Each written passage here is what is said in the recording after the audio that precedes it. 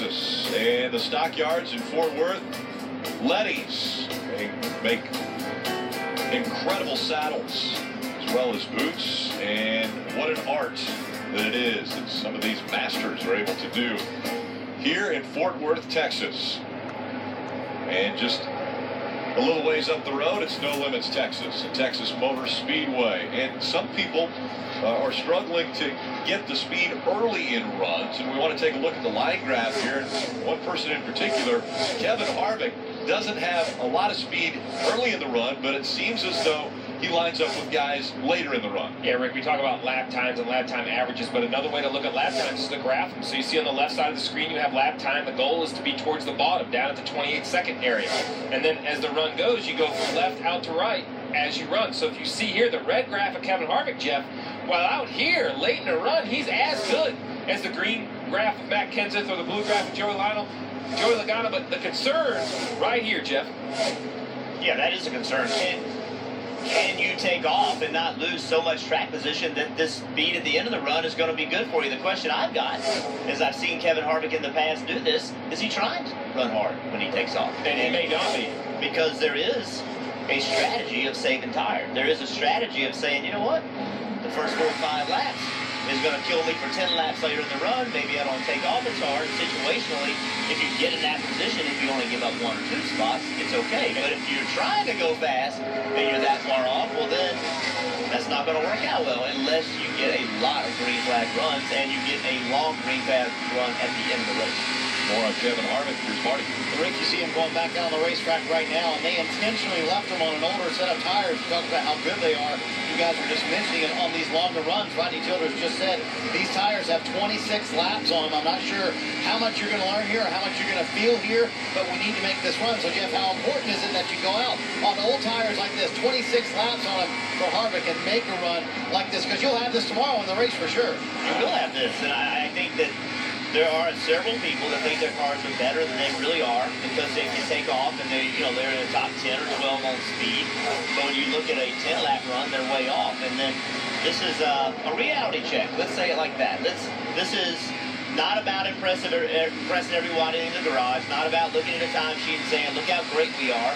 This is about learning about your race car, understanding what the weaknesses are in your race car, what we need to work on tonight, how to make it better. In my eyes, this is reality checking. Steve, you know as well as I do, reality's not always very clear in the garage because there's a lot of optimism and people want to believe things and that they're better than they are. And sometimes you fool yourself. On the speed chart, Kevin Harvick, 31st, quite a bit higher up on the chart is the 48 of Jimmy Johnson. He's 15th quick. Mike. Talk about reality, Rick. The reality is he will be fighting for a championship in Homestead. He's already punched his ticket to become one of the championship four by virtue of his victory last week in Martinsville. And it could be an historic weekend for sure.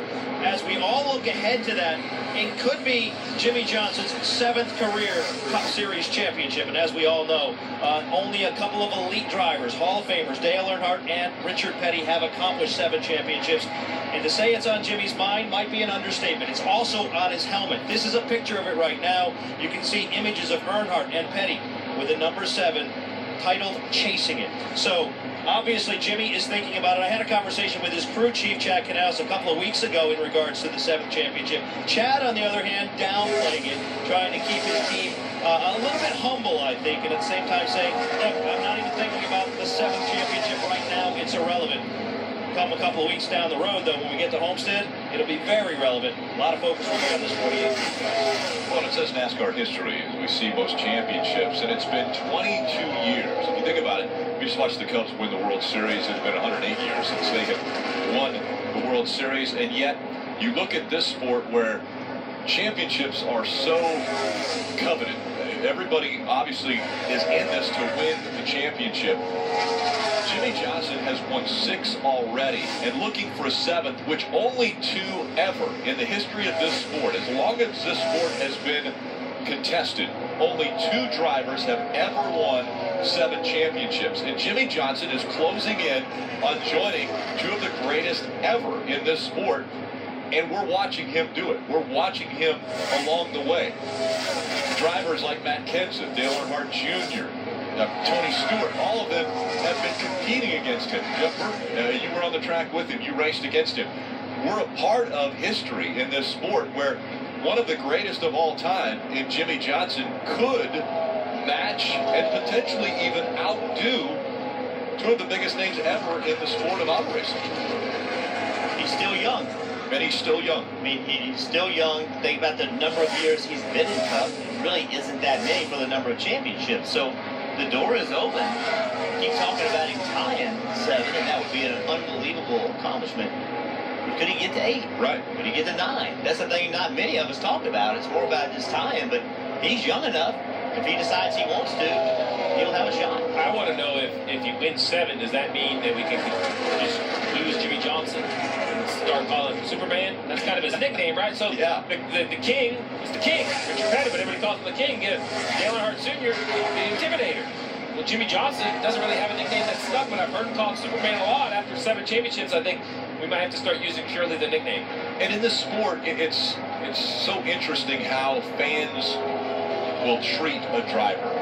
When they win too much, the fans will boo them. When they're young and they're getting it, fans will get behind them and they'll cheer them on. Jimmy Johnson has really been silent. I mean, I don't know if people have appreciated how great of a driver he has been over his career. Well, they boo him because the majority of fans want someone else to win, right? There's all these fans here. There's all these fans watching on TV, and no one can have the most fans, and that includes Dale Jr. Dale Jr. may have more fans than everybody else, but he doesn't have more fans than every single driver's fans, right? So when somebody's winning, the majority, they're going to boo. And that's the way it goes. Let me tell you something. Dale Earnhardt was booed at a high, loud rate when he was introduced. I promise you. And so was the King. That's what winning does. And, think about the New England Patriots.